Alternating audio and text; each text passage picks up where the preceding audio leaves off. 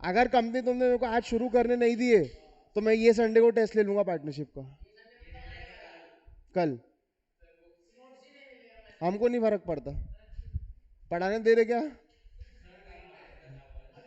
चलो चलो चलो चलो चलो चलो चलो चलो, हो गया, चलो डन, चलो बाद में।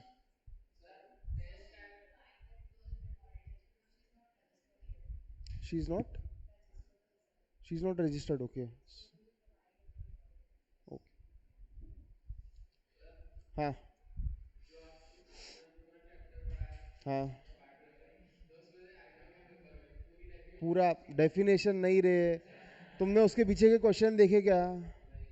जब आएगा तब देखना, इसलिए हफ्ता भर दे रहा हूँ। हफ्ता भर इसीलिए दे रहा हूँ कि उसके सारे पीछे के क्वेश्चंस पढ़ो, उसके बाद मेरे से पूछो। हाँ, तो वही तो क्वेश्चन है बॉस।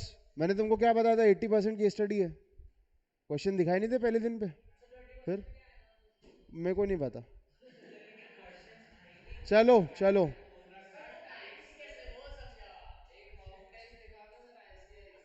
सुनो, मेरे मुंह से कुछ उल्टा सीधा निकल जाएगा, रिकॉर्डिंग में निकलना नहीं चाहिए, ठीक है?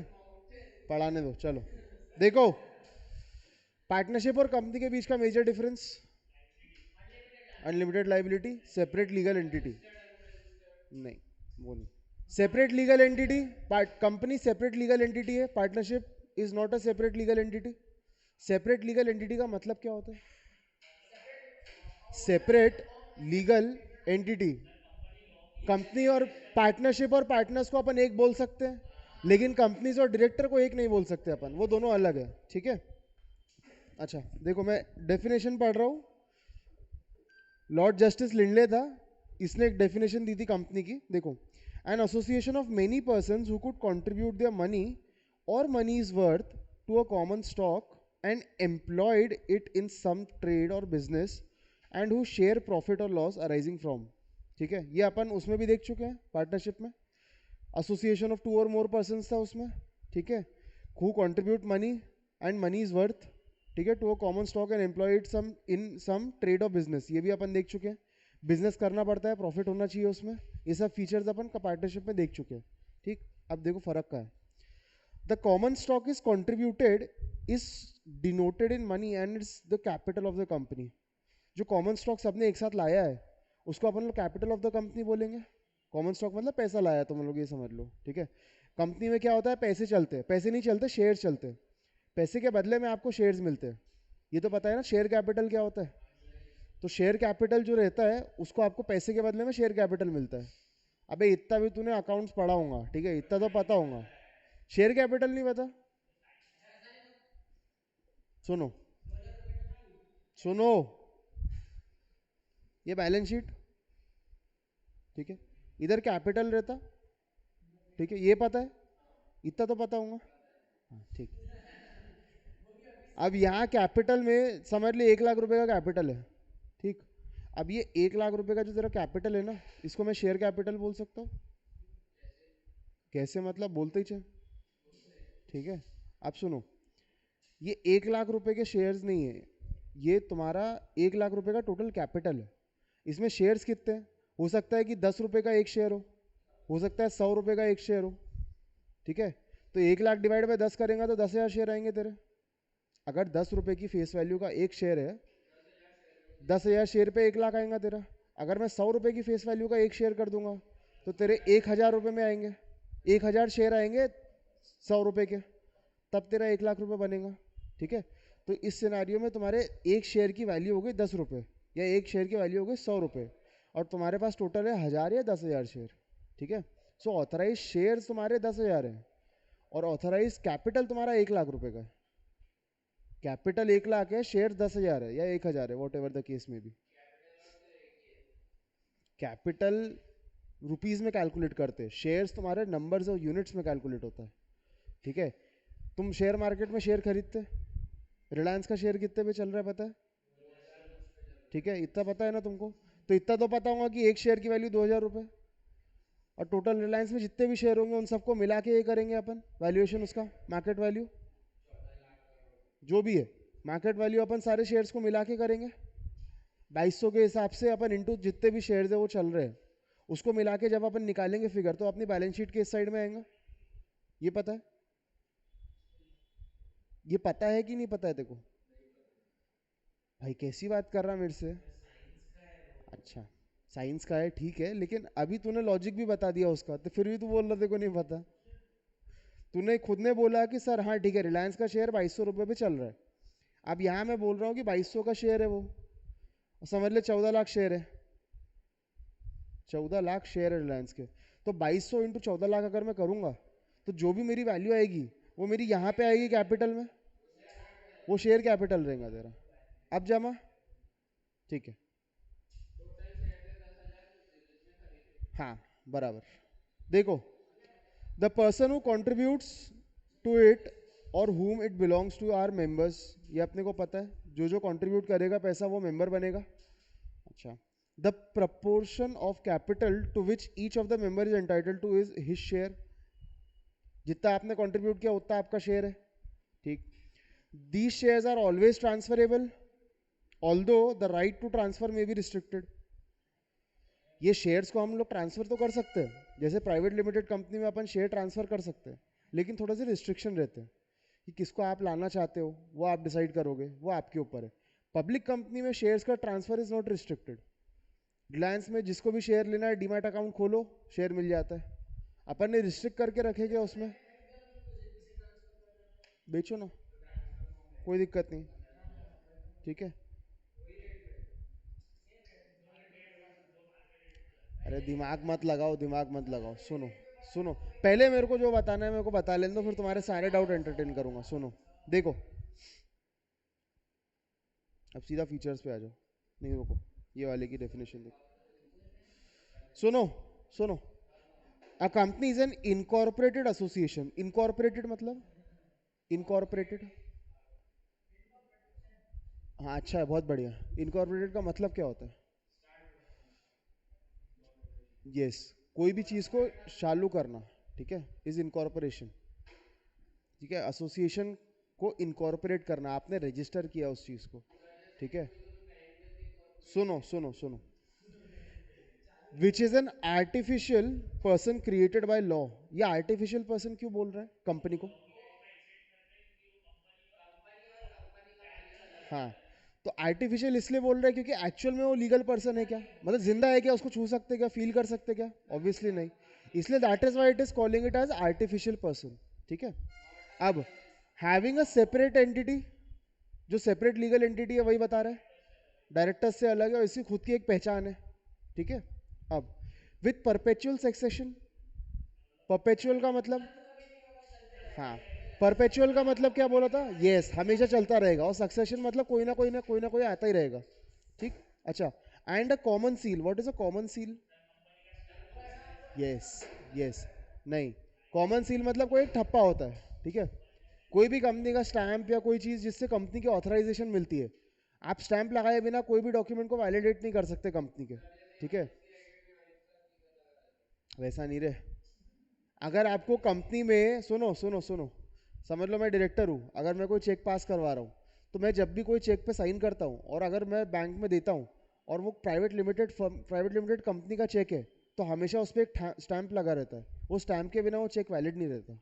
अगर वो स्टैंप नहीं लगा है तो बैंक उसको चेक को क्लियर नहीं करता, ठीक है, भले ही मेरी सिग्नेचर लगी हो, लेकिन बैंक उसको क्लियर तब तक नहीं करेगा जब तक कि मेरा उसमें ठप्पा ना लगाओ कंपनी का, क्योंकि वो कंपनी का अकाउंट है, मेरा पर्सनल अकाउंट नहीं है। हाँ, लोगो भी लग सकता है, कोई इशू नहीं है। सी लोगो, लोगो में तुम कैसा बोल रहे हो, लोगो कैसा बोल रहे हो, गोल सील वाला लोगो, गोल सील वाला चलेगा, ठीक है। नॉर्मली क्या रहता है, प्राइवेट लिमिटेड कंपनी का जो स्टैम्प बनता है, समझ लो रिलायंस इंडस्ट्रीज प्राइवेट लिमिटेड है, ठीक है, तो ऐसा एक स्टैम्प बना रहता है और नीचे डायरेक्टर लिखा रहता है, बीच में साइन करने की जगह दी रहती है, ठीक है। ऐसे स्टैम्प्स आते हैं कहीं भी, तुमको तुमको उसकी एएमसी एनुअल जनरल मीटिंग अगर देखोगे तुम, उसके जो रिपोर्ट्स आती है, ठीक है, रिलायंस की जो रिपोर्ट्स आती है, वो रिपोर्ट्स को जब तुम खोलोगे तो हर एक पेज पे उसमें डायरेक्टर की सिग्नेचर दिखेगी तुमको, ठीक है, वैसे ही रहता है, ठीक है। अच्छा, अब मेरे को ये जो डेफिनेशन दी है ना हैनी ने, ये डेफिनेशन को इसने फीचर्स में बांट दिया है। देखो, सुनो, separate legal entity, perpetual succession, limited liability, artificial legal person और सेपरेट प्रॉपर्टी। ये फीचर अपने उसमें भी था, पार्टनरशिप। हाँ हाँ। कॉमन सील, ठीक है। Separation of ownership from management, ये क्या है? कैसे कैसे? Why is the owner and management different? नहीं रे। हाँ तो उनका नाम बताओ मेरे को, ओनर को क्या बोलते हैं और मैनेजमेंट को क्या बोलते हैं? कैसे? अच्छा अच्छा। मैं अगर बोलूँ कि डायरेक्टर है और मेंबर्स है, ठीक है, मैं और छोड़ो, एक डायरेक्टर हो गया और एक मेंबर हो गया। अब मेरे को बताओ कि डायरेक्टर कौन है? मैनेजमेंट हो गया। और सारे मेंबर्स को अगर मैं मिला दूंगा क्या हो जाएगा? इंजॉयमेंट करने नहीं, मतलब, ठीक है, सुनो सुनो सुनो। सारे मेम सारे members are the owners, all the members are the owners of the company, ठीक है। भले छोटा सा हिस्सा होगा लेकिन है। अगर रिलायंस का आज की डेट में मेरे पास एक शेयर भी है, तो अगर एजीएम होती है, एजीएम मतलब एनुअल जनरल मीटिंग, तो उनको मेरे को बुलाना पड़ेगा वो मीटिंग पे, भले एक शेयर भी है मेरे पास, क्योंकि मैं ओनर हूँ। आई एम दी ओनर, भले ही मेरे पास एक शेयर है, बुलाना तो पड़ेगा ही, ठीक है। भले ही एक शेयर क्यों ना हो, मैं अभी भी बोल रहा हूँ, बहुत ध्यान से सुनना, भले ही एक शेयर क्यों ना हो, उनको मेरे को बुलाना पड़ेगा। हाँ, 10 रुपये नहीं, मेरा एक शेयर होना चाहिए। मैं रुपए में बात ही नहीं कर रहा। I am talking to you in terms of shares, I am not talking to you in terms of money. वो एक शेयर 80,000 का क्यों ना हो, अगर मेरे पास है तो उनको बुलाना पड़ेगा, ठीक है। ऑब्वियसली, जो भी मार्केट, जो भी, अगर मेरे पास एक शेयर है तो you have to call me in the AGM, ठीक है। अच्छा सुनो सुनो सुनो, कैन बी सूड और कैन सू। कंपनी किसी को सू कर सकती है और खुद भी सूड हो सकती है। कोई हम पे भी केस कर सकता है, हम किसी पे भी केस कर सकते हैं, ठीक है। शेयर्स की ट्रांसफरेबिलिटी, अपन ने देखे थे कि लिमिटेड भी हो सकती है, अपन रिस्ट्रिक्ट कर सकते हैं उसको प्राइवेट लिमिटेड में, और पब्लिक में अपन उसको ओपन कर सकते हैं, ठीक है। अब इसको रीड कर लेते हैं फटाक से, कुछ दम नहीं है इसमें। अच्छा, अरे यार बोल दिया, आप तुम ही रीड करो, चलो।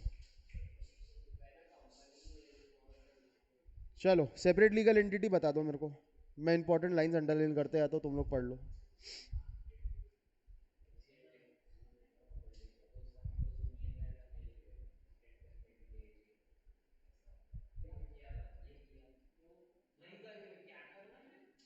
3 मिनट है तुम्हारे पास प्रिसाइसली। मैं तब तक ही खत्म नहीं करूंगा जब तक कि मेरी इच्छा है।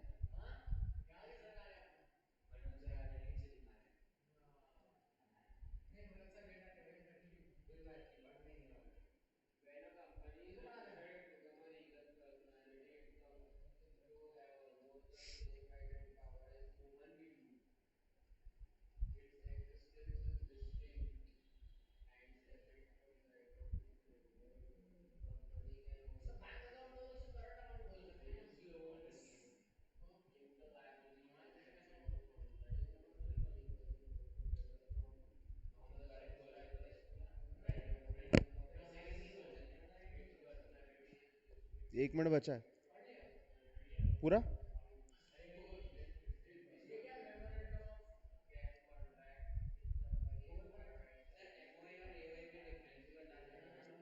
वो भी बताऊंगा।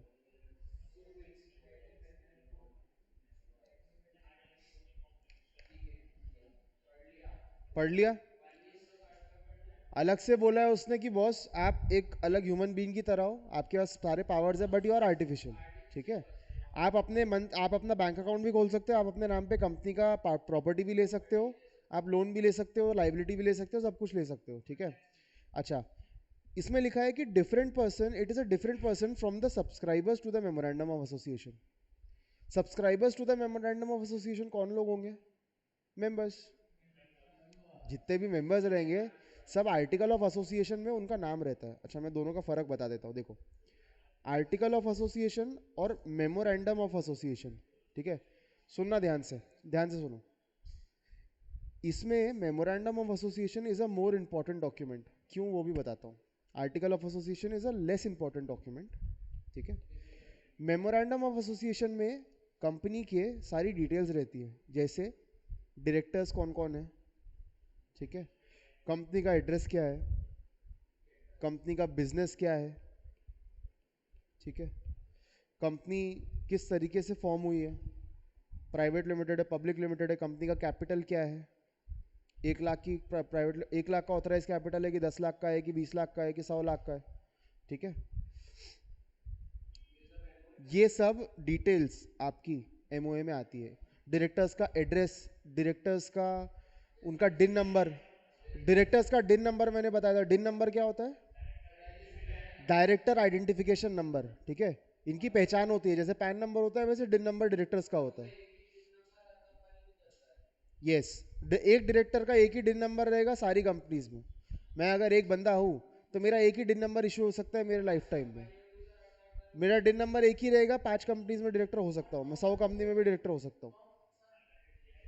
फर्म में कोई डिन नंबर का इशू ही नहीं है, फर्म में अपना कोई आइडेंटिफिकेशन का सवाल ही नहीं आता, ठीक है। लेकिन कंपनी में अगर आप हो तो आपका डिन नंबर होना जरूरी है as a director. You can become a member without a DIN, but अगर आप डायरेक्टर हो तो आपका डायरेक्टर में डिन नंबर होना बहुत जरूरी है, ठीक है। अच्छा, ये बात हो गई अपनी एमओए की कि भैया मेजर मेजर डिटेल्स क्या है कंपनी की। अब एओए में क्या रहेगा? एओए में क्या रहेगा? नहीं, नहीं, सुनो, सुनो, नहीं, सुनो, नहीं, सुनो। हाँ, फर्म उसके अकॉर्डिंग वर्क करती है, ठीक है। देखो, मेरी फर्म में मैं समझ लो जूते बेच रहा हूँ, ठीक है। अब मेरी उसमें हायरार्की क्या है?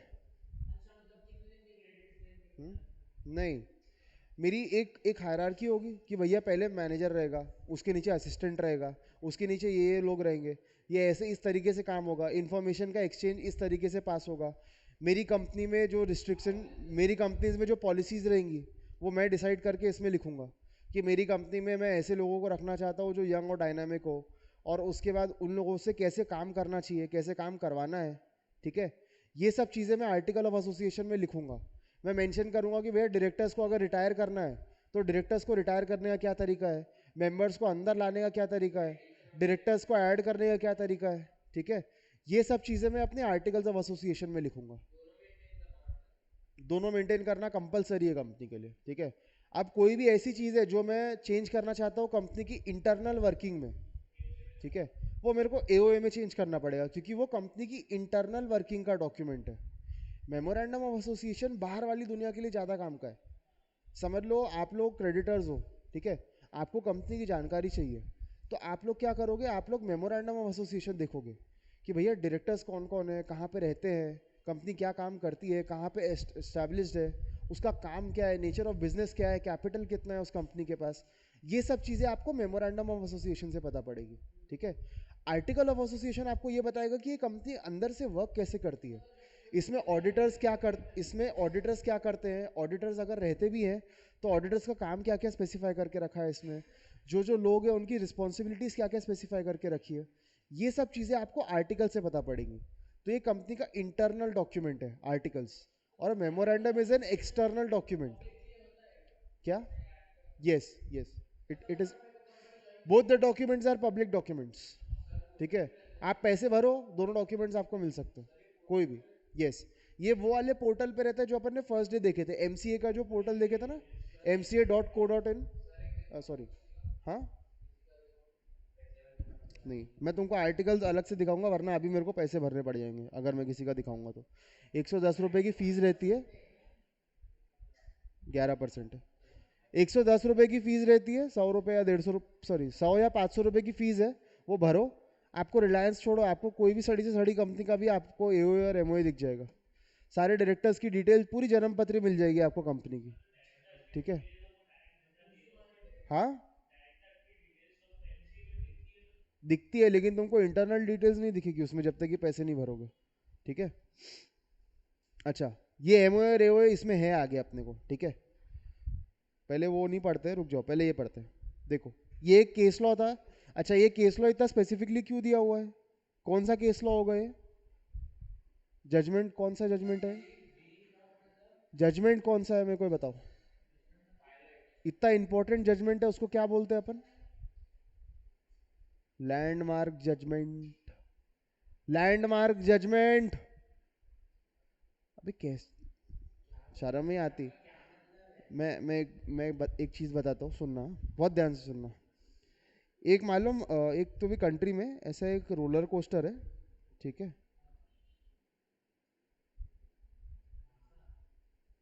ठीक है, ऐसा ये ये मालूम, ये रोलर कोस्टर इतना खतरनाक है कि 10 टाइम्स द ग्रेविटेशनल फोर्स का आपको इफेक्ट देता है ये, ठीक है? हाँ, 10 times the gravitational force, 10 times the gravitational force का आपको इफेक्ट देता है आपकी बॉडी को, ठीक है?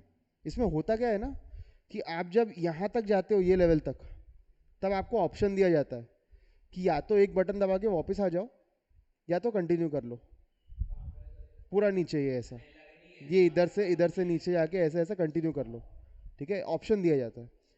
अगर आपने वो बटन नहीं दबाया तो वो फिर वो नीचे आके पूरा 10 टाइम्स द ग्रेविटेशनल फोर्स का इफेक्ट आपके ऊपर आता है।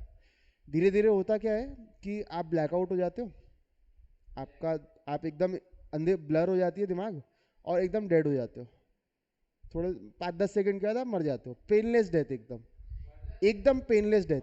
यस, ठीक है, एकदम पेनलेस है। हाँ, लेकिन मैं बता रहा हूँ ना, सब बता रहा हूँ टिकट कितने की है। एक काम करना, पैसे मैं भरता हूँ, सब वहां जाना, सब वहां जाना, और पैसे मैं भरता हूँ, चले जाना और वहां पे वो डूब जाना, ठीक है? वो कर लेना तुम लोग, ठीक है? ये करना जरूर जीवन में एक बार।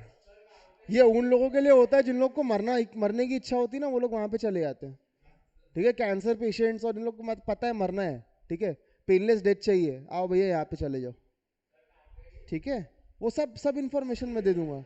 जब जाने की इच्छा होगी ना मेरे को बता देना, पैसे मैं भर दूंगा, ठीक है? बर्बाद हो बर्बाद।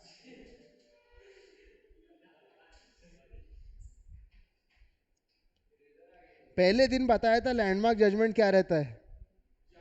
वो जजमेंट रहता है जिसकी वजह से, जो इतना इंपॉर्टेंट जजमेंट है कि बॉस, उसकी वजह से लॉ बदला, या वो एक्ट में कुछ चेंजेस आए, कुछ अमेंडमेंट ऐसे आ गए जो जजमेंट की वजह से वो अमेंडमेंट आए। हाँ, यस। तो ये सब जजमेंट्स की वजह से वो अमेंडमेंट आया। ये जो जजमेंट है यहाँ पे जो दिख रहा है ली वाला, ये पढ़ो एक बार, इसकी वजह से ये लॉ आया है, सेपरेट लीगल एंटिटी वाला।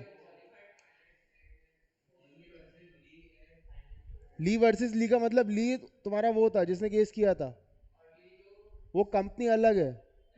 पढ़ो पढ़ो पढ़ो, Lee versus Lee air farming company. Defendant और plaintiff, plaintiff plaintiff plaintiff plane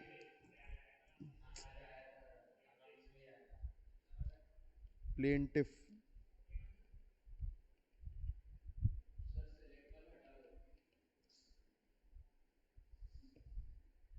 जाने दो, पढ़ो, पढ़ रहा हूँ, रुको, सुनो, सिर्फ सुनना, सुनो। लिया qualified pilot held all but one of the shares in the company, and by the articles he was appointed as a director of the company and the chief pilot, ठीक है? एक कंपनी थी जिसमें क्वालिफाइड पायलट था ली, ठीक है? वो सारे शेयर्स हेल्ड करता था उसके, ठीक है? अब सुनना सुनना सुनना सुन। The life of the employees of the company was insured by the insurer, ठीक है? Lee died while being the pilot of the company's aircraft, and his widow claimed compensation for his death in the course of his employment, ठीक है? मतलब company insured थी, company के सारे employees insured थे। अब ली जो पायलट था वो मर गया, तो उसकी जो विडो है वो क्या क्लेम करती है इंश्योरेंस कंपनी के ऊपर कि भैया मेरे को पैसा दो, मेरा हस्बैंड मरा है ड्यूरिंग द एम्प्लॉयमेंट, ठीक है? अब the insurers challenged the claim on the grounds that no compensation was due to Lee, as Lee and Lee Farming Company was one and the same person. Since सारे since सारे के सारे shares उसमें थे, तो वो बोलते हैं इंश्योरेंस वाले कि बॉस, दोनों तो एक ही चीज है, ये मर गया तो हम इसके पैसे क्यों दे? कंपनी और ये तो एक ही चीज है, कंपनी तो जिंदा है, कंपनी इज वैलिड, कंपनी जिंदा है, ये बंदा और कंपनी तो एक ही चीज है, हम पैसे क्यों भरे? दोनों एक ही बंदे, ठीक? अब देखना, it was held that it was a valid contract of service between Lee and the company and Lee was there for an employee of the company. मतलब दोनों अलग अलग पर्सन है, दोनों एक ही चीज नहीं है। Lee was the employee of the company, ठीक है, कंपनी अलग है, ली अलग है, ठीक। अब Lee was a separate person from the company and so the compensation was due to the widow. ये केस में प्रूव हुआ कि बॉस कंपनी अलग है और उसका बंदा अलग है, ठीक है। जो इंश्योरेंस कंपनी का कंटेंशन था वो बोल रहे थे कि दोनों सेम ही है। तो जब केस हुआ तो ये कोर्ट में डिसाइड हुआ कि बॉस दोनों अलग अलग है, दोनों अलग अलग एंटिटी है। ली उसका एम्प्लॉय है, ली ही कंपनी नहीं है। Lee employee of the company है, Lee is not the company, ठीक है। फिर the magic of corporate personality enable Lee to be the master and the servant at the same time. Master मतलब he is a director, therefore is a master. वो director है उस company का, सबसे ऊपर वाली लाइन में लिखा है देखो, he was appointed as the director of the company, ठीक है। He was also the director of the company and he was also the employee of the company at the same time. हो सकता है और एम्प्लॉयज भी हो, ठीक है। डजेंट मैटर, अपने को उससे मतलब नहीं, अपने को मेन कंटेंट से मतलब है कि बॉस बंदा डायरेक्टर भी था, बंदा एम्प्लॉय भी था, ठीक है, वो मालिक भी था, वो नौकर भी था एट द सेम टाइम, ठीक है। यस यस यस, ये यहाँ पे यही तो हुआ। यहाँ पे एज अ डायरेक्टर की कैपेसिटी में भी अगर वो मरता तो भी वो क्लेम कर सकता था, ठीक है। सो मिसेस लीज कंटेंशन, कंटेंशन मतलब वो क्या कहना चाह रही थी। मिसेस ली बोल रही थी कि भैया मेरे पति को इंश्योरेंस का पैसा मेरे को मिलना चाहिए क्योंकि वो सेपरेट लीगल एंटिटी है दोनों। वो ये बोल रही थी, इंश्योरेंस वाले बोल रहे थे कि दोनों सेम ही एंटिटी है, ठीक। झगड़ा इस बात पे चल रहा था। तो इंश्योरेंस कंपनी वालों का कंटेंशन था कि भैया दोनों सेम है, और उसकी पत्नी का कंटेंशन था कि बॉस दोनों अलग अलग है। कंटेंशन मतलब वो क्या बोल रही है, ठीक है। अच्छा, अच्छा, Mrs lease contention was upheld का मतलब, अपहेल्ड, इट वाज वैलिड, ठीक है, उसको वैलिड किया गया। अपहेल्ड किया गया मतलब उसको वैलिड करार दिया गया, ठीक है। अच्छा, परपेचुअल सक्सेशन में डिस्कस भी नहीं करूंगा। देखो, separate legal entity is not affected by the death, insolvency and lunacy of anyone. कोई भी बंदा मर जाए, पागल हो जाए, कुछ भी हो जाए, ये तो चलता रहेगा, ठीक है। अच्छा, इन केस ऑफ डेथ और insolvency of a member the shares held by him shall be transmitted to the nominee और अ लीगल हेयर और ऑफिशियल असाइनी और ऑफिशियल रिसीवर। ये अपन ने डिस्कस किए, बंदा मर जाता है तो उसके जितने भी शेयर्स रहते हैं वो सारे या तो नॉमिनी को जाते हैं, या तो लीगल रिप्रेजेंटेटिव को, या तो ऑफिशियल असाइनी। ऑफिशियल असाइनी मतलब भैया मैंने अलग से लिख के रखा है कि मेरे मरने के बाद ये बंदा मेरा ऑफिशियल असाइनी रहेगा, सब चीज़ें इसको मिलेंगी, ठीक है। अच्छा, even if all the members die of a company the company survives. ये मैं बता चुका हूँ। कहीं मीटिंग चल रही है रिलायंस की, सारे शेयर होल्डर्स मर भी गए तो उसके बाद भी कंपनी जिंदा रहेगी। उसमें आर्टिकल्स ऑफ एसोसिएशन में लिखा रहेगा कि इसके बाद कंपनी में क्या क्या होगा, क्या क्या हायरार्की रहेगी, ठीक है। जमा, ऐसे ब्लैंक फेसेस मत दो, पोकर फेस मत दो मेरे को। पोकर फेस का मतलब पता है तुमको? What do you mean by poker face? Poker मतलब क्या? पोकर गेम है, पता है ना, शायद तुम लोग को पता होगा, पोकर एक गेम है। पो... अबे करते क्या जीवन में, तुमको पोकर नहीं पता? पत्ते पता है, पत्ते क्या होते हैं? हाँ हाँ हाँ हाँ, पत्ते पता है ना क्या होते हैं, वो पत्तों का एक गेम है। हाँ, बराबर, ठीक है। तो उसमें क्या होता है, उसमें अपने पत्ते बहुत अच्छे आ गए तो अपन कैसे एकदम से खुश हो जाते हैं, क्या बोले आज तो मैं ही जीत रहा, कुछ भी हो जाए, चेहरे पे खुशी दिख जाती। और पत्ते खराब आते तो चेहरा ऐसा उतर जाता, ठीक है। कोई भी पत्ते ले लो, कोई भी गेम ले लो, चीज़ अच्छी आई तो अपन खुश हो जाते, चीज़ खराब आई तो अपन डूब जाते एकदम गम में, ठीक है। तो पोकर फेस का मतलब ये होता है कि बॉस आपका चेहरा भले ही पत्ते अच्छे आए या खराब आए, आपका चेहरा एक जैसा रहता है। किसी को आपके चेहरे को देख के बता नहीं सकता कि बॉस आपका पत्ता कैसा है, ठीक है। तुम लोग ऐसा चेहरा बनाते एकदम ब्लैंक फेस, तुम लोग एकदम ब्लैंक फेस बना रहे हो अभी इस वक्त कि सर अच्छा हो रहा है या बुरा हो रहा है हमको नहीं पता, बस बैठे हैं, ठीक है। ये लाइन सुनो, मेंबर्स में come and go but the company goes on for ever.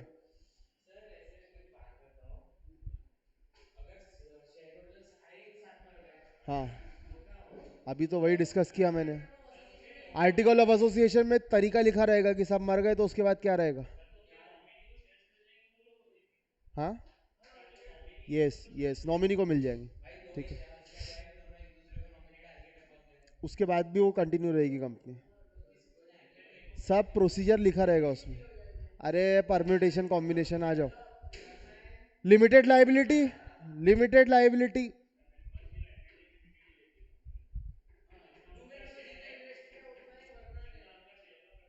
जो लाइन अंडरलाइन कर रहा हो वो पढ़ना।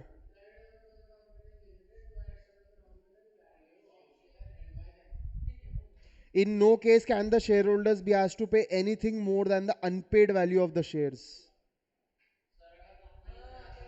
याद आया? कंपनी ने 10 रुपए, कंपनी ने 10 रुपए मंगाए थे, आपने 7 ही दिए। यस, आपने 7 वॉज 7 आपने बुलाए थे, 7 आपने दे दिए, 3 आपका अनपेड है, तो your liability is limited to that 3 रुपए, ठीक है। अच्छा, in case of a company limited by guarantee, ऊपर वाले में company was limited by shares, नीचे वाले में company is limited by guarantee. Guarantee में मैंने बताया था कि आप कंपनी के लिए कुछ ला रहे हो, कोई चीज ला रहे हो, समझ लो डेस्क बेंच ला रहे हो, गाड़ी ला रहे हो, प्रमाइसिस दे रहे हो कंपनी को, तो दैट इज अ गारंटी, ठीक है। So in case of a company limited by guarantee, the members are liable only to the extent of the amount of guarantee by them.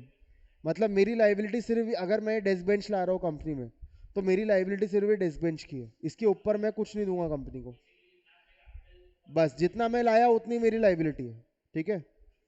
And that too when the company goes into liquidation, मतलब ये बारी कब आएगी इन सबको बेचने की? Obviously जब company liquidation में जाएगी, ठीक है। कंपनी जब बंद होने वाली होगी तभी मेरी बारी आएगी इन सबको बेचने की, तभी मेरी लाइबिलिटी इतनी रहेगी, ठीक है। हाँ हाँ, नहीं, डूबत खाता है, डूबत खाता, बैड डेट्स, ठीक है। कंपनी बैड डेट्स में जाएगी, कंपनी लिक्विडेशन में जा रही है, अगर कंपनी पैसे पूरे नहीं भर पा रही है तो पैसा डूब जाएगा। यस, अभी तो कंपनी तो वैसे ही डूब रही है, कंपनी का और कैसे डूबेगा? यस, उसका भी एक कंसेप्ट है, वो भी अपन पढ़ेंगे। वो एक कंसेप्ट आता है कॉर्पोरेट लीगल, कॉर्पोरेट व्हील का, जिसमें अभी नहीं समझाता हूँ, बस समझ, इतना याद रखो, कॉर्पोरेट व्हील का एक कंसेप्ट आने वाला है तुमको, कॉर्पोरेट व्हील, कॉर्पोरेट व्हील का एक कंसेप्ट आने वाला है तुमको, जिसमें ये एक्सेप्शन रहेगा, कंपनी और डायरेक्टर अलग अलग पर्सन का एक्सेप्शन, वो है व्हील, व्हील,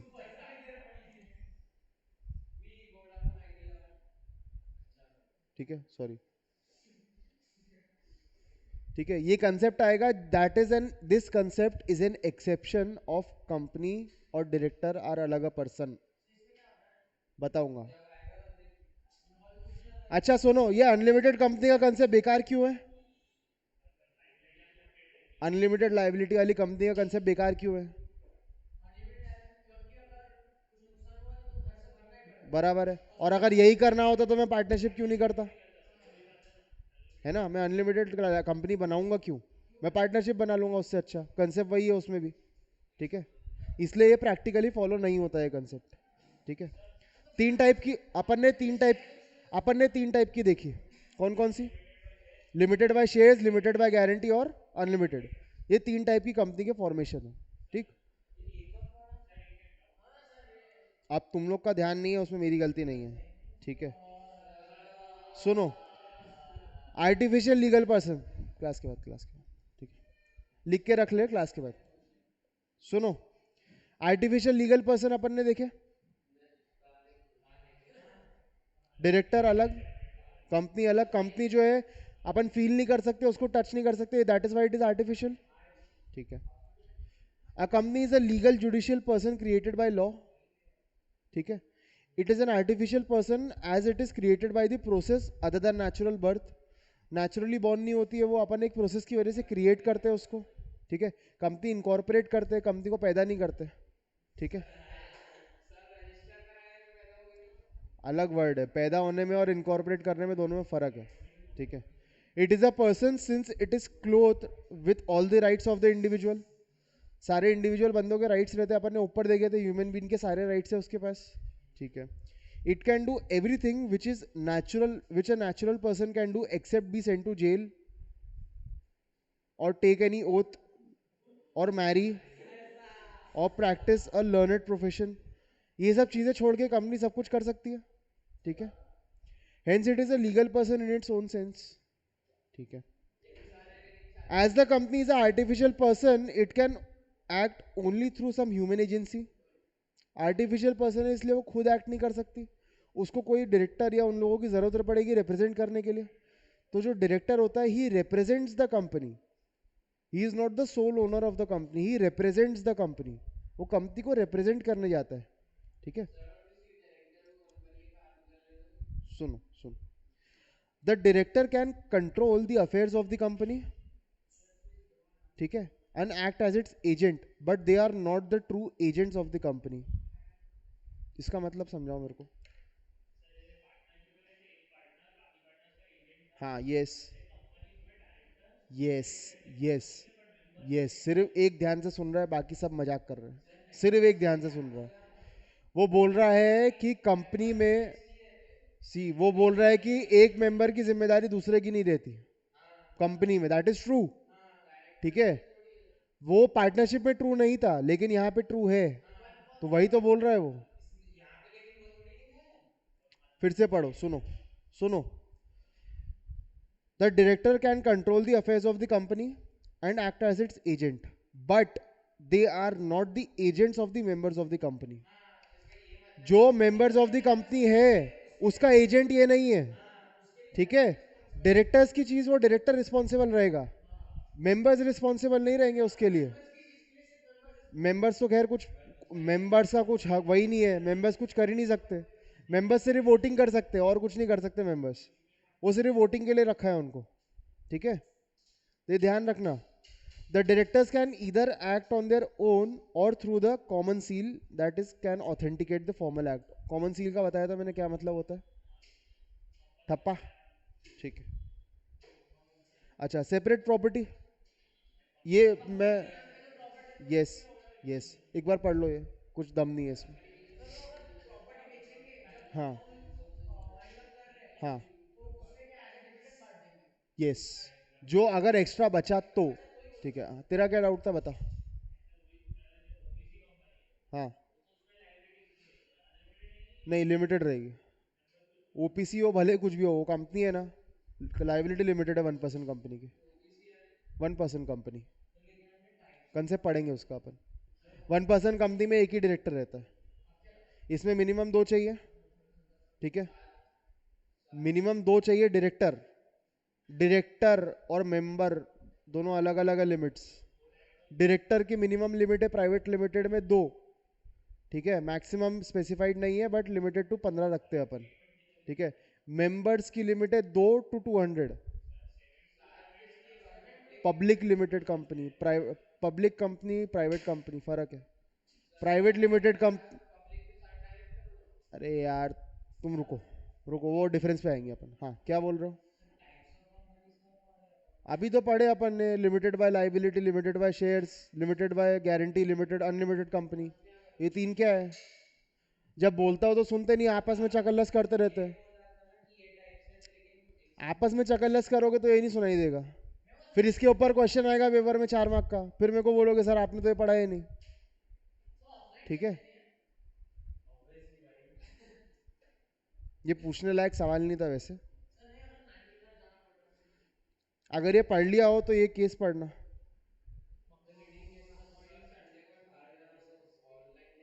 नहीं, मंडे आके देना पड़ेगा और पेपर अलग रहेगा. ज़्यादा टफ रहेगा मंडे को. हाँ, बेटर.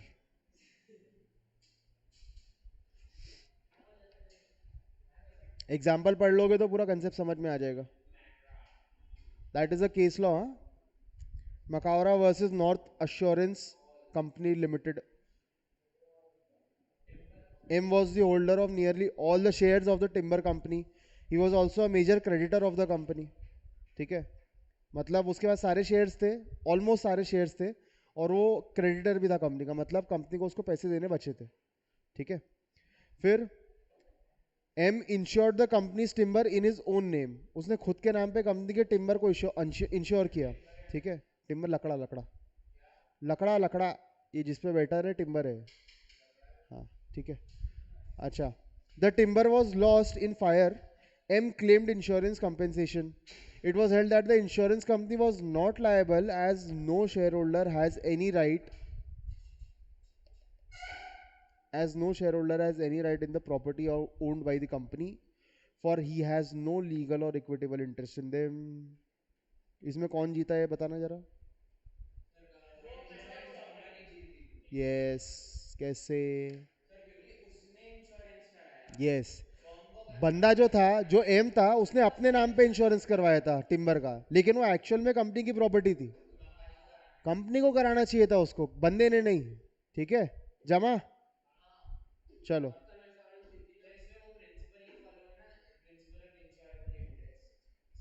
Yes yes.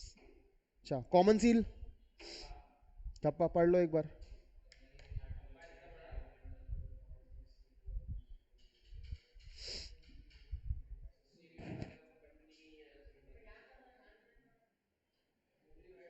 अभी क्लास में ध्यान नहीं दोगे तो बाद में फिर तुमको कुछ नहीं समझेगा, मार्क माय वर्ड्स, गारंटी है।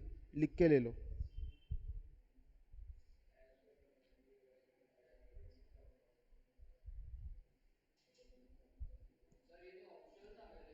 क्या ऑप्शनल था? तुम पढ़ो तो सही। तुमको मेरे को समझाना है, मैं तुमको नहीं समझाऊंगा ये।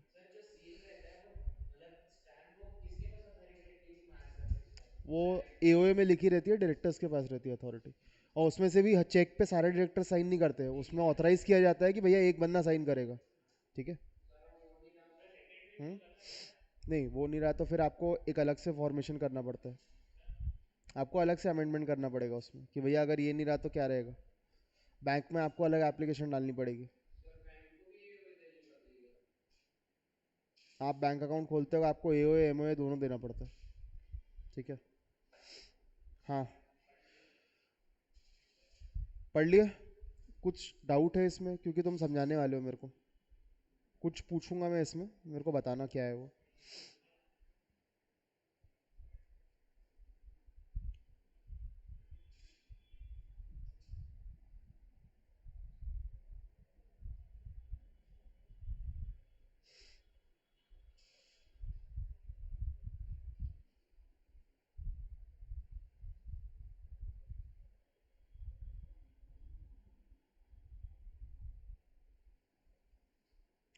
पढ़ लिया तो मेरे को एक चीज़ बताओ, क्या कॉमन सील ऑप्शनल है या ज़रूरी है?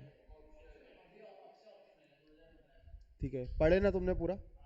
अब मेरे को बताओ, ऑप्शनल है तो उसमें अगर अगर नहीं है मेरे पास कॉमन सील तो क्या होगा? ये कहाँ लिखा है? कहाँ लिखा है? कौन से वाले? हाँ, क्या लिखा है इसमें?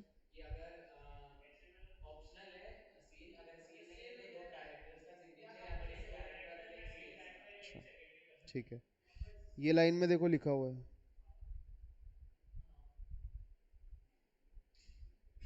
आर्टिकल्स के हिसाब से आपका कॉमन सील एक्ट करेगा, अगर आपके पास कॉमन सील नहीं है तो। ठीक है। अच्छा, कंपनी सेक्रेटरीट नॉर्मली कंपनी में जितने भी कंप्लाइंसेस रहते हैं, डायरेक्टर की केवाईसी करना, फॉर्म्स भरना, 7 से 8 फॉर्म्स होते हैं। ठीक है, MGT 7, ठीक है, AOC 1, ऐसे करके कम से कम 10 फॉर्म्स होते हैं, तुमको आएंगे, अभी याद नहीं करने, टेंशन मत लो। ठीक है। अच्छा, separation of ownership from management, जमा है सबको ये। देखो, the management is vested in the board of directors who are elected by the share holders. Share holders मतलब मेंबर्स, सारे सारे मेंबर्स मिला के डायरेक्टर्स को अपॉइंट करते हैं। ठीक है, तो इनकी जो पावर है, मैनेजमेंट उन्होंने डायरेक्टर्स को दे दिया, ओनरशिप सारे शेयर होल्डर्स के पास है, दोनों अलग अलग है। ठीक है। अच्छा, कैन बी सूड और बी सूड, ये तो सिंपल है। ट्रांसफरेबिलिटी ऑफ शेयर्स, ये अपन ने देखे, प्राइवेट लिमिटेड में रिस्ट्रिक्टेड है और पब्लिक लिमिटेड में इजीली ट्रांसफरेबल है। हाँ, रिस्ट्रिक्टेड इसलिए, इसी को तो रिस्ट्रिक्टेड बोलते हैं। अबे, पब्लिक कंपनी में मैं शेयर बेच रहा हूँ, खरीद रहा हूँ, मेरे मेरे को कोई पूछना पड़ रहा है किसी से, तो फिर रिस्ट्रिक्टेड रहा गया। रिस्ट्रिक्शन कब बोलेंगे? जब सीधे पूछना पड़ रहा है। ठीक है, रिस्ट्रिक्टेड का मतलब ये नहीं कि नहीं कर सकते, कर सकते हैं लेकिन पूछना पड़ेगा। ठीक है, तुम लोग निकलते ना नाइट आउट के लिए, सर पापा से पूछ के पापा नाइट आउट करने जाना, रिस्ट्रिक्शन रहते ना तुम्हारे ऊपर, लेकिन फिर भी करते ना। फिर सुनो, ये अभी अभी नहीं पढ़ रहा हूँ मैं, ये पढ़ के बता रहा हूँ पहले, डिफरेंसेस ज़्यादा जरूरी है उसके। हाँ, आज के लिए बहुत होने वाला है, रुक जाओ। ये देखो, ये डिफरेंस देखो, कंपनी लिमिटेड बाय शेयर्स और गारंटी, दो फर्क देख रहे थे अपन अभी, शेयर्स और लिमिटेड बाय गारंटी। ठीक है, नॉर्मली जो कंपनी लिमिटेड बाय शेयर्स होती है ना, उसका पर्पस प्रॉफिट और नॉन प्रॉफिट दोनों हो सकता है। ठीक है, नॉट फॉर प्रॉफिट प्राइवेट में हो सकता है, अपने चैरिटी के लिए प्राइवेट लिमिटेड फॉर्म करके रखा है। ठीक है, अच्छा, जनरली लिमिटेड जो कंपनी गारंटीड से लिमिटेड रहती है ना, generally it is not for profit. ठीक है, हम लोग सामान ला रहे हैं कुछ हेल्प करने के लिए या सोसाइटी में सोशल कॉज में कुछ करने के लिए। ठीक है, जो भी रीज़न रहा हो। फिर when initial funds are required to raise the business, मतलब आपको कैपिटल इनिशियली पैसों में चाहिए, मतलब यू नीड कैश। ठीक है, शेयर्स नॉर्मली अपन जब लेते हैं कंपनी के तो अपन को पैसे देते हैं। ठीक है, समझ लो 1 लाख का ऑथराइज कैपिटल है, तो 2 डायरेक्टर है तो 50,000 एक लाएगा, 50,000 दूसरा लाएगा, तो अपन ने कैश दिया कंपनी को, क्योंकि कंपनी में अपने को कैपिटल की ज़रूरत थी। ठीक है, अब यहाँ देखना, only where no working funds are required और where these funds can be held from other sources like endowment fees और चार्जेस और डोनेशंस।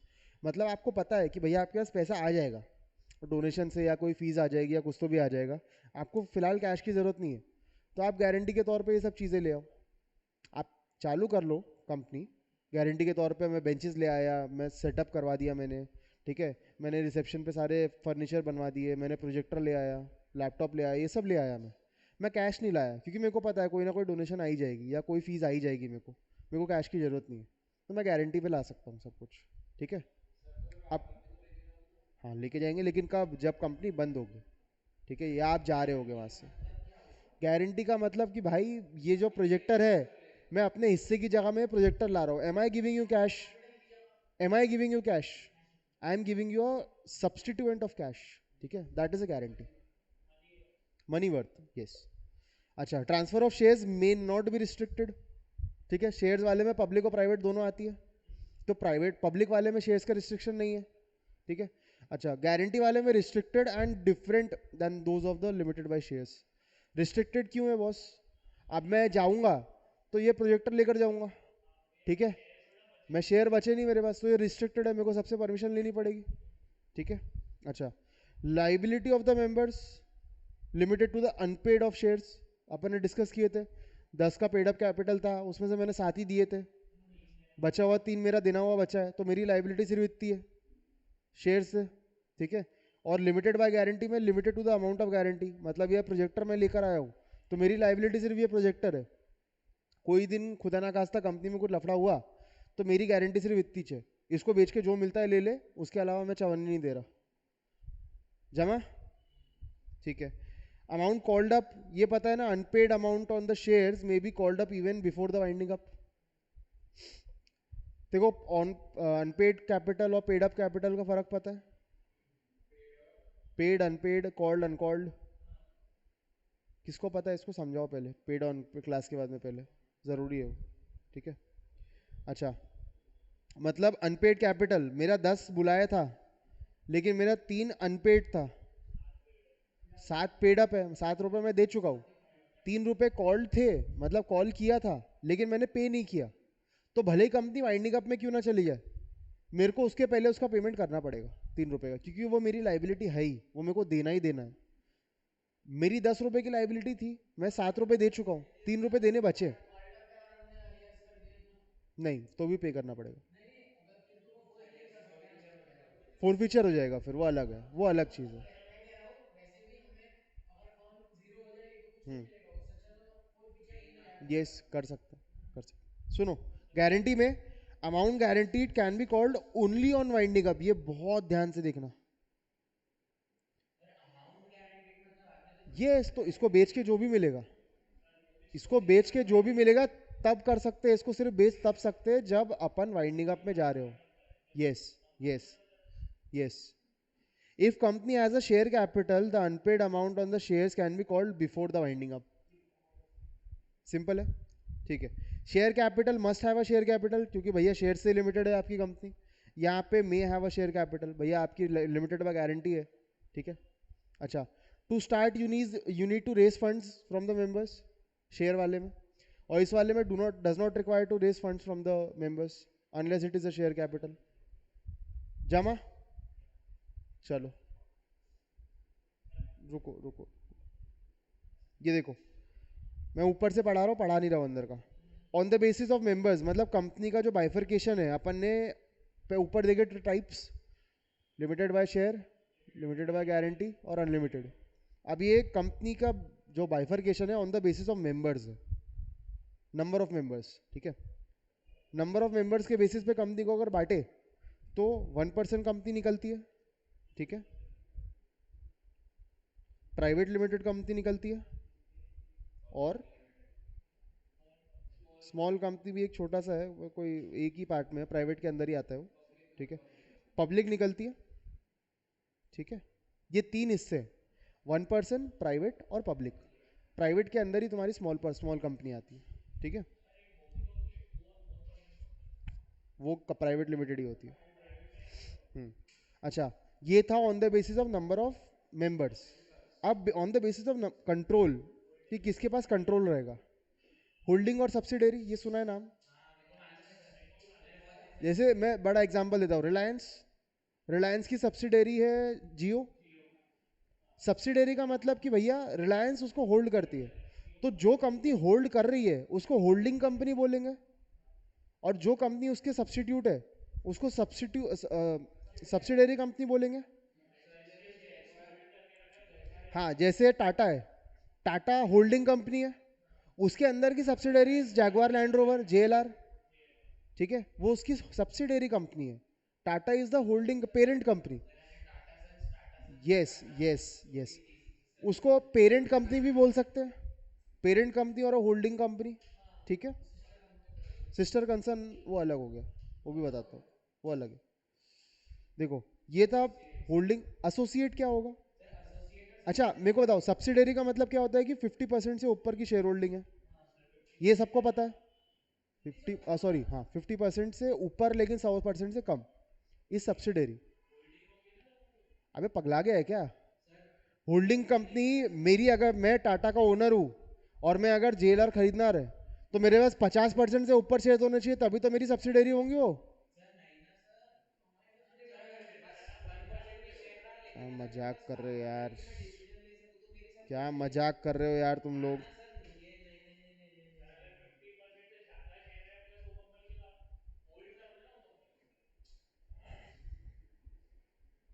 कैसी बातें कर रहे हो, सुनो फिर से क्या बोल रहे हो। क्या बोलो, चलो। ठीक है। हाँ,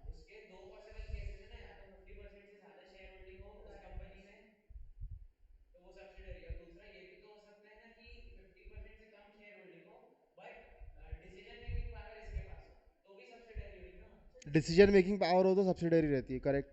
करेक्ट, 25% है। ये पढ़ना, ये पढ़ो पढ़ो।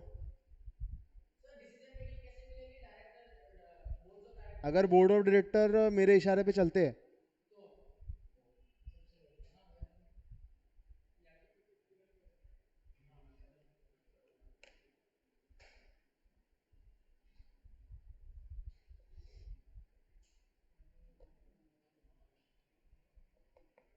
पढ़े क्या।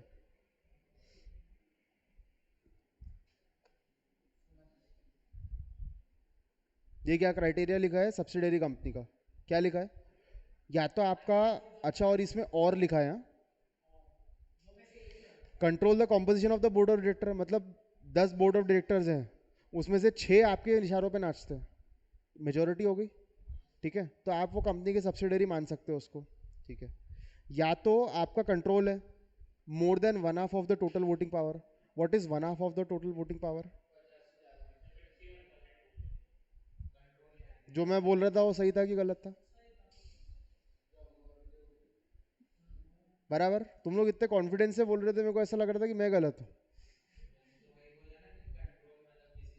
हाँ तो या तो आप बोर्ड ऑफ डायरेक्टर्स को कंट्रोल कर लो, 10 में से 6 आपके होने चाहिए, या तो आप more than 50% of the voting power अपने हाथ में ले लो। More than 50% of the voting power की बात कर रहा हूं मैं, more than 50% of the shares की बात नहीं कर रहा हूं मैं, वोटिंग पावर। ठीक है, वोटिंग पावर और शेयर्स में फर्क क्या है? शेयर्स में प्रेफरेंस शेयर्स भी आते हैं,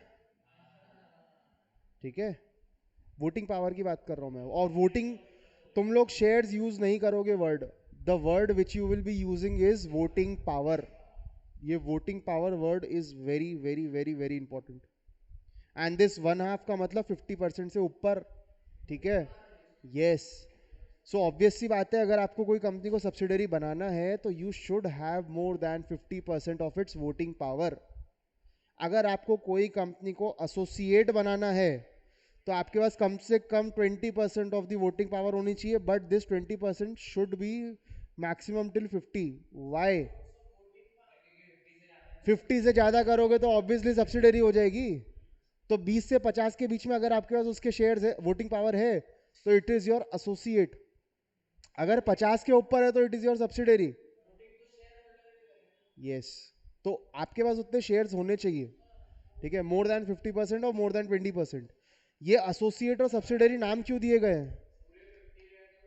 पूरे 50 के ऊपर, 50 के ऊपर, 50 तक है तो एसोसिएशन है, 50 के ऊपर है तो सब्सिडरी। एसोसिएट कंपनी मतलब आपके पास उसके मेजॉरिटी तो नहीं है, लेकिन आपके सब्सटेंशियल होल्डिंग है। 20% बहुत बड़ी रकम होती है अगर आप 100 में से देखो तो it is a substantial holding, ठीक है। That is why it is called as an associate company.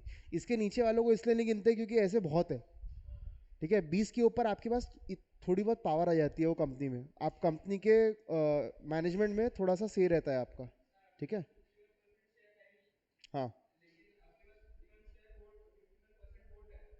Voting power से चलेगा, शेयर से नहीं चलेगा। वोटिंग पावर से ही चलेगा, ठीक है, शेयर से नहीं चलेगा। क्या? एक मिनट, क्या क्या? हाँ, नहीं चलेगा, नहीं चलेगा एसोसिएट। सी, वोटिंग पावर आपकी शेयर से आती है, बट वो शेयर्स रिस्ट्रिक्टेड शेयर्स अलग है, उनकी क्लास अलग है। शेयर्स की क्लास अलग रहती है ना, दो टाइप के शेयर्स हो, प्रेफरेंस और इक्विटी, ठीक है। लेकिन प्रैक्टिकली बंद हुए ना, बुक्स में तो रहते हैं, नहीं रहते क्या?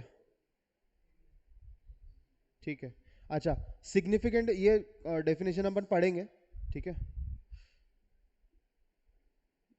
अच्छा, पढ़ ही लो ना, देखो। Associate company means a company in which the other company has a significant influence. Significant influence का डेफिनेशन इसने यहाँ दी है कि significant influence means at least 20% of the voting power, ठीक है, और द कंट्रोल और the participation in the business decision under an agreement. इसमें तुमको सिर्फ कंट्रोल लिखा है, इसमें तुमको परसेंटेज नहीं लिखा है कि भैया मेजॉरिटी होनी चाहिए डायरेक्टर की होल्डिंग या बोर्ड ऑफ डायरेक्टर्स का कुछ होना चाहिए, कुछ नहीं लिखा है, सिर्फ वोटिंग पावर के बारे में बताया इसने, ठीक है। अच्छा, ये आगे तो सुनना। Means a company in which a company has a significant influence but which is not a subsidiary company having such influence and includes a joint venture company। मतलब जो joint venture company है उसको आप, it is not a subsidiary company which has an influence and includes a joint venture company। मतलब joint venture company को आप associate company के अंदर में डालोगे। जॉइंट वेंचर, अभी 2 कंपनीज का जॉइंट वेंचर हुआ था रिसेंटली, टाटा का और एक और का हुआ था। जब 2 कंपनी एक साथ अपनी रिसोर्सेज को यूज करती है, ठीक है। हाँ, नहीं, Vodafone India is not a merger, it is a merger, it is not a joint venture, ठीक है। टाटा ने एक जॉइंट वेंचर किया था, आई गेस टोयोटो के साथ किया था, ठीक है। उनमें क्या हो रहा था कि तुमको याद है 2 कंपनीज की गाड़ी एक जैसी बन रही थी, मारुति और टोयोटो, ठीक है। बलिनो और एक और उसकी थी, बलिनो और एक और वो गाड़ी टोयोटो की बन रही थी, ठीक है। सो उन्होंने क्या किया था, जॉइंट वेंचर किया था पर्टिकुलर व्हीकल्स के लिए, same model same make same सब कुछ, सिर्फ ब्रांडिंग अलग थी, ठीक है, ठीक है। वो क्यों था? उनकी जो सिनर्जीज थी, मतलब जो उनके पास इक्विपमेंट्स थे उसको यूटिलाइज करने के लिए और मैक्सिमम बेनिफिट निकालने के लिए उसमें से, ठीक है। अब मेरे को बताओ, पार्ट्स का खर्चा उनका कितना आधा हो गया, सेम आप बल्क ऑर्डर करोगे, जहां आप 1 लाख क्वांटिटी ऑर्डर कर रहे थे, अब आप 2 लाख क्वांटिटी ऑर्डर करोगे, क्योंकि दो कंपनी अलग अलग बेच रही है, लेकिन दोनों में पार्ट्स तो सेम ही लग रहे हैं। ठीक है, ब्रांडिंग अलग है, बस टोयोटो का सिंबल इधर है, उधर मारुति का सिंबल है। तो वो अपने जो सिनर्जीज है, मतलब जो अपने अंदर की यूटिलिटीज है, उनको मैक्सिमम पोटेंशियल तक ले आने के लिए कर रहे हैं वो लोग। ठीक है, तुमने वो वर्ड सुना होगा ना इकोनॉमिक्स में, optimum utilization of resources. Optimum मतलब मैक्सिमम यूटिलाइजेशन कर रहे हो आप यू रिसोर्सेज का। ठीक है, वो यहाँ पे आता है जॉइंट वेंचर्स, वो इसलिए होते हैं नॉर्मली। ठीक है, अच्छा, on the basis of capital, listed unlisted, yes it is an associate. अच्छा, on the basis of capital, listed company unlisted company. Listed मतलब शेयर मार्केट में लिस्टेड है, स्टॉक मार्केट में लिस्टेड है, NSC BSC, Bombay stock exchange, national stock exchange. ठीक है, ये देखो, listed on any recognise stock exchange, दो ही रिकॉग्नाइज है अपने यहाँ पे, एनएससी और बीएससी। ठीक है, अनलिस्टेड मतलब जो कोई स्टॉक एक्सचेंज पे लिस्टेड नहीं है। ठीक है, अच्छा, अदर कंपनीज कौन सी होती है? गवर्नमेंट कंपनीज हो गई, फॉरेन कंपनी हो गई। Formation of company with charitable object, मतलब चैरिटी पर्पस के लिए कंपनी फॉर्म हो रही है, क्लब नहीं। उसको अपन सेक्शन 8 कंपनीज बोलते हैं। जो चैरिटेबल पर्पस के लिए फॉर्म होती है उनको सेक्शन 8 कंपनीज बोलते हैं, पढ़ेंगे अपन। मैं सिर्फ अभी ओवरव्यू दे रहा हूँ। ठीक है, रिवोकेशन ऑफ लाइसेंस सिंपल है, खत्म है। ठीक है, डोरमेंट कंपनी, जो कंपनी बहुत समय से कोई धंधा ही नहीं कर रही है, मतलब कुछ हुआ ही नहीं है, कोई ट्रांजैक्शन ही नहीं हुआ इसमें, सिर्फ अपना प्रोफेशनल फीस भर रही है, और समझ लो इसके आरओसी की फीस भर रही है, सिर्फ इतना ही कर रही है, और कोई ट्रांजैक्शन ही नहीं हो रहा उसमें। हो सकता है बिजनेस चालू होने वाला हो सकता है उसको कॉन्ट्रैक्ट आने वाला हो, मिलने वाला हो, टेंडर मिलने वाला हो। ठीक है, हो सकता है 8 महीने 9 महीने हो गए, टेंडर नहीं मिला अपने को, कोशिश कर रहे हैं लेकिन मिला नहीं अपने को कुछ। ठीक है, फिर निधि कंपनी होती है, निधि का कंपनी का नाम सुना होगा, निधि कंपनी का नाम सुना होगा, निधि कंपनी का नाम नहीं सुना? एक सोसाइटी होती है ना, सोसाइटी में लोग आपस में आते हैं, चिट फंड जैसा जमा करते हैं। हाँ वैसा वाला, हाँ, हेरा फेरी वाला। ठीक है, chit fund is a different thing, but Nidhi concept is similar to something कि सारे मेंबर्स आते हैं। वो अलग, बताता हूँ। निधि कंपनी नॉर्मली ये होती है कि भैया सारे मेंबर्स आते हैं साथ में, पैसा इकट्ठा करते हैं, और वो पैसे में से ही एक दूसरे को लोन देते हैं। किसी को पैसे की जरूरत है तो भैया ले जा, इंटरेस्ट रेट लगा देंगे हम। ठीक है, कोई डॉक्यूमेंटेशन की जरूरत नहीं है। सोसाइटी में बीसी होती है, उसका अच्छा फॉर्म है निधि कंपनी। ठीक है, थोड़ा इज्जतदार वाला। चिट फंड बताता हूँ, रुको रुको, इस पे नहीं, चिट फंड डिफरेंट है। अच्छा, पब्लिक फाइनेंशियल इंस्टीट्यूट कौन से रहते हैं?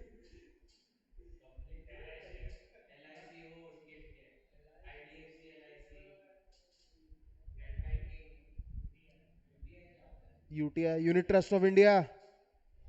यूनिट ट्रस्ट ऑफ इंडिया नहीं पता तुमको? अगर जिसको नहीं पता है ना, या तो अभी गूगल करो, या तो यहीं से फेंक रहा मैं ऊपर से नीचे तुमको।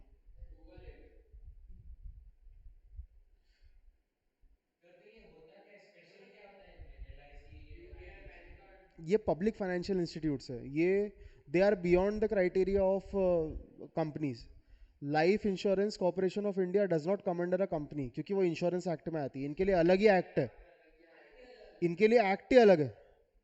मतलब insurance company are not companies, वो कंपनी मतलब कंपनीज एक्ट में नहीं आती वो, उनके लिए अलग एक्ट बना है, इंश्योरेंस एक्ट, वो उससे गवर्न होती है। ठीक है, उनको जो भी दिक्कतें होंगी या जो भी उनके तरीके रहेंगे, बैलेंस शीट बनाना नहीं बनाना, पीएनएल बनाना नहीं बनाना, ये सब चीज़ें वो एक्ट बताएगा, वो ये कंपनीज एक्ट नहीं बताएगा।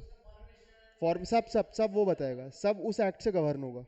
ठीक है, नहीं तुमको आगे है सीए फाइनल में। ठीक है,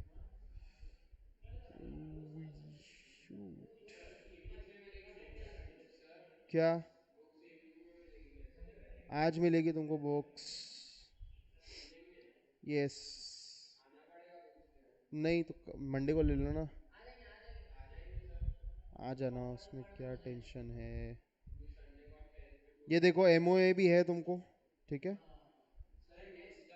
एओए भी, ये देखो देखो देखो, ये एओए एओए, एओए में कौन कौन सी चीजें होती है? नेम क्लॉज रहता है, नेम क्लॉज का मतलब नाम।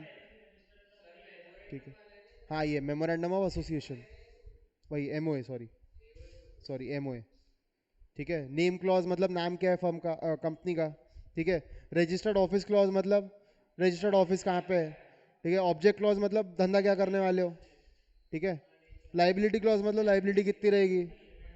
कैपिटल क्लॉज मतलब कैपिटल कितना ला रहे हैं। एसोसिएशन क्लॉज मतलब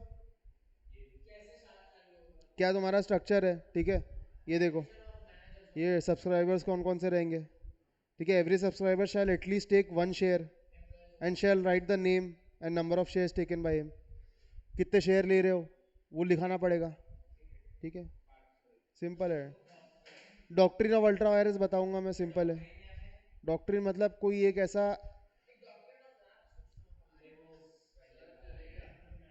बंद हो गया, चलो।